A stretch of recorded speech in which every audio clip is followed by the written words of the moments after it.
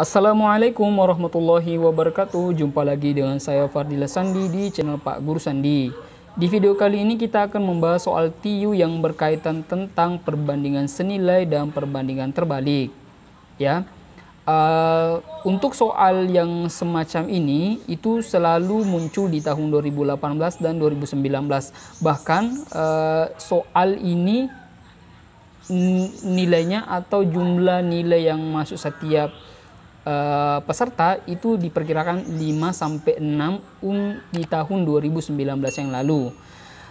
Untuk soal ini itu ada dua macam, yaitu perbandingan senilai dan perbandingan terbalik.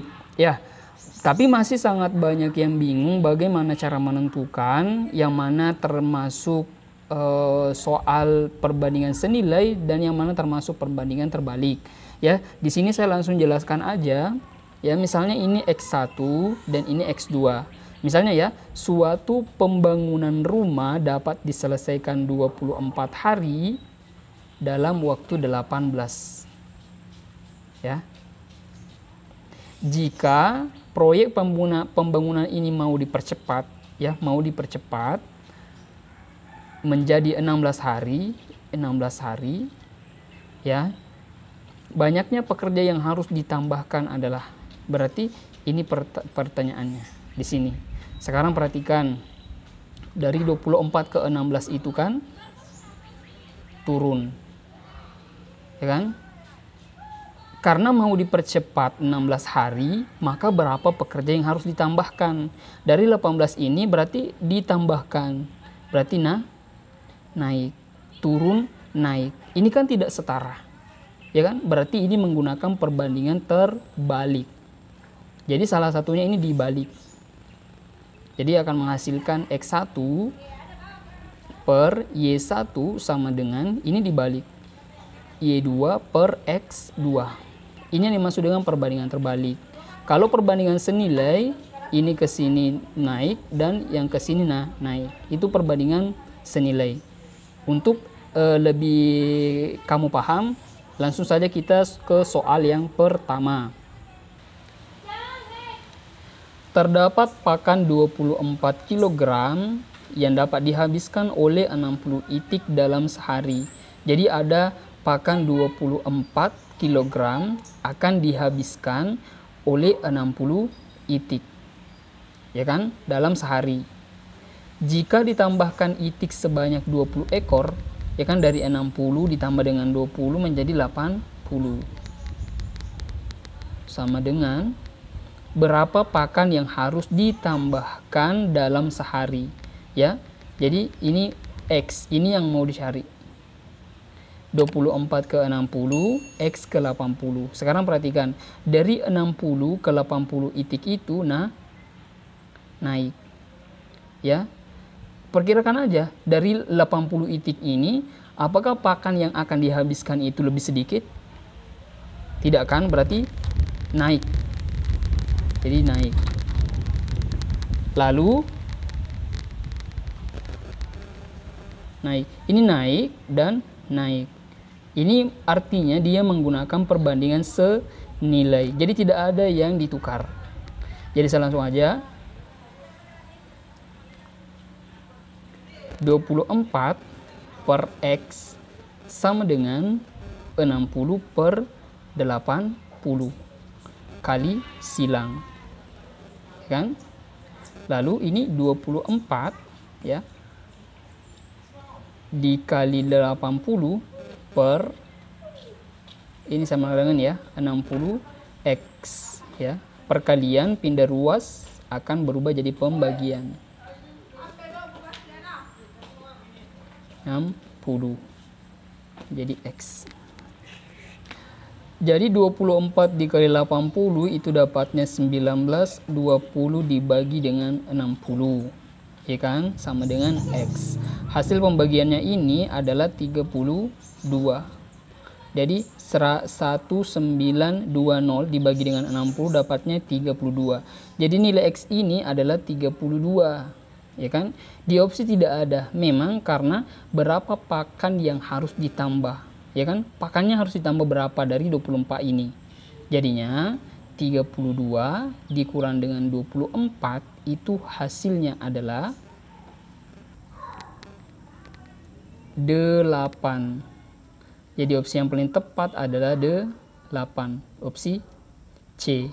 Jadi untuk mengerjakan soal yang seperti ini, yang harus kamu kuasai adalah bagaimana menentukan apakah soal ini termasuk perbandingan senilai atau perbandingan terbalik. Ya, kita lanjut soal berikutnya.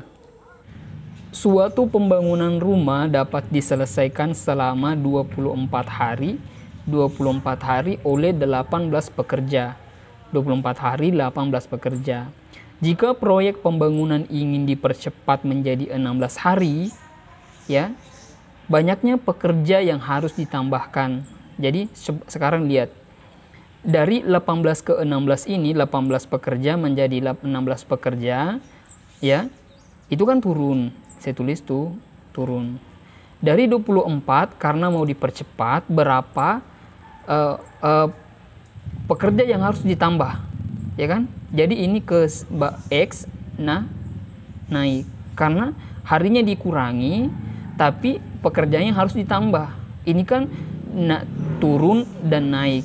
Ikan ini kan tidak sebanding, berarti dia menggunakan perbandingan terbalik. Saya langsung saja 24 per X sama dengan ini dibalik, salah satunya dibalik, 16 per 18, ya kan? Jadi istilahnya ini akan dikali silang. Jadi saya langsung aja X sama dengan 24 dikali 18 per 16. Masing-masing dibagi 8, ini dibagi 8 jadinya 3, dibagi 8 jadinya 2. Ya kan? Jadi langsung aja di sini 3 dikali 18, ya kan? Menjadi 54, dibagi tinggal 2 kan? Jadinya ini nilai X ya. Jadi X sama dengan 54 dibagi 2 sama dengan 27. Jadi hasilnya 27, ya kan? Sekarang perhatikan, dari 27 ini, ya kan, itu harus dikurang dengan 18. 27 dikurang dengan 18 sama dengan 9 pekerja. Jadi opsi yang tepat itu terdapat pada opsi E, ya. Jadi banyaknya pekerja yang harus ditambahkan,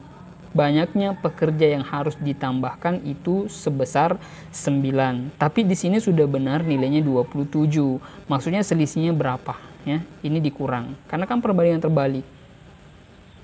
Ya kan? Jadi 27 dikurang 18 hasilnya adalah 9. Paham ya? Kita lanjut soal berikutnya.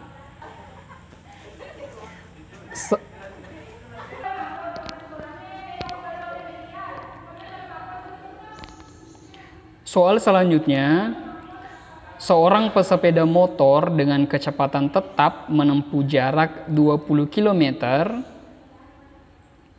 dalam waktu 30 menit. Ya. Berapa jam waktu yang ia perlukan? Untuk menempuh jarak 140 km? Sama dengan, sekarang perhatikan, dari 20 jaraknya menjadi 140, naik. Ya, sekarang perhatikan, 20 ke jaraknya menjadi 140, berarti waktu yang dia perlukan akan semakin besar dong, iya kan? Naik. Oh, berarti ini menandakan bahwa perbandingan senilai 20 per 140 sama dengan 30 per X kali silang, sama dengan, jadi ini ya, jadi X kali 20 sama dengan 140 dikali 30 per nanti 20, saya hapus ya. Jadi sama dengan 3 dikali 4 sama dengan 2, simpan 1, 3 dikali 1, 3 tambah 1, 4, tambah 0, 2 per 20, hapus, ya kan? Hasilnya ini 2 dan 1, tambah 0, 1, 210 menit. Ya, sekarang karena di opsi menyatakan berapa jam, ya. Berapa jam ini? Berapa jam? Otomatis ini opsinya adalah jam. Ini 2 jam, 2,50 jam, 3 jam, 3,5 dan 4, ya kan? Ini yang 210 ini harus diubah ke jam. Ya, 1 jam itu kan sama dengan 60 menit, ya. 1 jam ke 60 menit berarti dia mundur, ya. Berarti kalau detik ke menit itu dikali, menit ke jam itu dikali. Tapi kalau jam yang mundur ke menit itu harus dibagi. Jadi ini dibagi 60. Ya kan? Hasil pembagiannya berapa? 3,5 jam. Ya. Jadi ini untuk menentukan. Ini adalah perbandingan senilai. Ya. Ini yang paling pokok yang harus kalian perhatikan dulu ini. Kapan dia naik? Kalau salah satunya turun berarti dia perbandingan terbalik. Tapi kalau keduanya naik, maka itu senilai. Ya. Caranya seperti itu. Nanti kalau kalian dapat hasilnya, itu tidak serta-merta langsung misalnya hasilnya ada 220. Ada kemungkinan misalnya tadi di dalam soal pertama dan kedua, itu berapa pakan yang ditambahkan. Berarti itu harus ada pengurangan dulu, baru mendapatkan hasilnya. Jadi kalian harus teliti dulu ya, harus teliti. Oke, kita lanjut soal berikutnya.